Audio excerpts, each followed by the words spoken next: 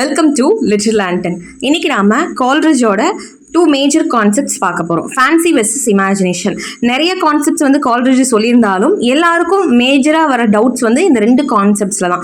ஃபேன்சினா என்ன, இமேஜினேஷன்னா என்ன, எவ்வளோ தூரம் படித்தாலும் assertion and reason type of questions வந்தாலும் சரி, இல்லை பிக் தி ரைட் ஆப்ஷன்ஸ் அந்த மாதிரி வந்தாலும் சரி, இதில் கன்ஃபியூஸ் ஆகிறாங்க நிறைய பேர். ஸோ இந்த வீடியோவில் இதை கிளியராக ஷார்ட்டாக நம்ம பார்த்துடலாம்.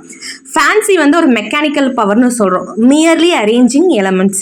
இமேஜினேஷன்கிறது ஒரு கிரியேட்டிவ் பவர்னு சொல்கிறோம். இந்த ஃபேன்சி வெர்சஸ் இமேஜினேஷன்லேயே Coleridge fancy is inferior to imagination அப்படிங்கிறாரு. நம்ம ஒரு எக்ஸாம்பிள் பார்த்தா நமக்கு இது புரியும். Her cheeks are like roses அப்படின்னு நம்ம சொல்கிறோன்னு வச்சுக்கோங்க. Her cheeks are like roses. இது ஃபேன்சி.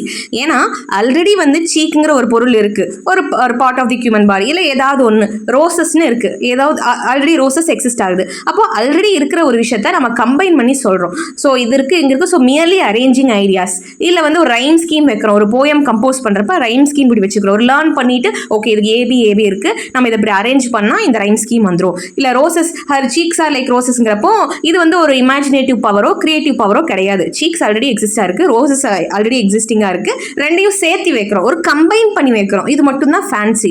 அப்போ இமேஜினேஷன் எப்படிப்பட்டதா இருக்கும்? ஒரு கிரியேட்டிவ் பவரா இருக்கும். அதுக்கு வேலடிக்ஷன் ஃபார்பிடிங் மோர்னிங் ஜான்டனோட இந்த போயம்ல வர ஒரு எக்ஸாம்பிள் சொல்லலாம்.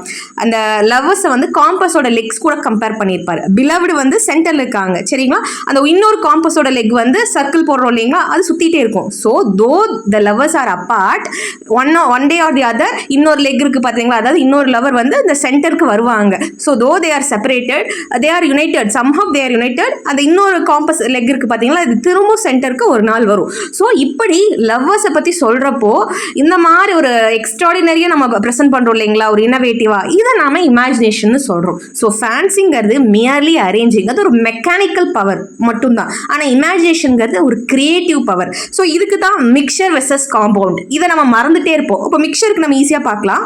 சுகரையும் சாண்டையும் கலக்குறீங்க, உங்களுக்கு என்ன கிடைக்கும்? சுகரும் சாண்டும் மிக்ஸ் ஆகி அப்படியே கலந்து அது அப்படியே தான் இருக்கும், உங்களுக்கு புதுசாக எதுவுமே கிடைக்காது. அப்போ சுகரையும் சாண்டையும் கலக்கிறோம். மிக்சர், நம்ம மிக்சர் சாப்பிடுவோம் இல்லையா, ஒரு டிஷ்ஷாக சாப்பிடுவோம் இல்லையா, கலந்து வைக்கிறோம், அதில் எந்த ஒரு புதுவிதமான மாற்றம் வராது. அப்போ மிக்சர்னு கால்ரிட்ஜ் குறிப்பிட்ட டேர்ம் ஃபேன்சி. காம்பவுண்ட்னா என்ன, நம்ம சயின்ஸில் படிச்சிருப்போம். ஹைட்ரஜன் பிளஸ் ஆக்சிஜன் H2O கொடுக்கும். ஹைட்ரஜன்கிறது ஒரு தனி எலமெண்ட், ஆக்சிஜன்கிறது ஒரு தனி எலமெண்ட், ரெண்டும் சேர்ந்தா H2O. சயின்ஸ்ல H2Oங்கிறது ஒரு காம்பவுண்ட். அப்போ புதுசா இனோவேட்டிவா நம்மளுக்கு ஒன்று கிடைச்சிருக்கு. அப்போ மிக்சருங்கிறது ஃபேன்சி, காம்பவுண்ட்ங்கிறது இமேஜினேஷன். இந்த 2 டைப் ஆஃப் இமேஜினேஷன் இருக்குங்களா, பிரைமரி செகண்டரி. இதுல செகண்டரி இமேஜினேஷன் சுப்பீரியர். ஏன்னா பிரைமரி இமேஜினேஷன் எல்லாத்துக்கும் வர்றது, யூனிவர்சல். ஆனால் செகண்டரி இமேஜினேஷன் பார்த்தீங்கன்னா ஆர்டிஸ்ட், போயட்ஸ், கிரியேட்டிவ் பீப்புளுக்கு மட்டும் வராது. ஸோ நெக்ஸ்ட் வீடியோவில் பார்க்கலாம். Thank you all.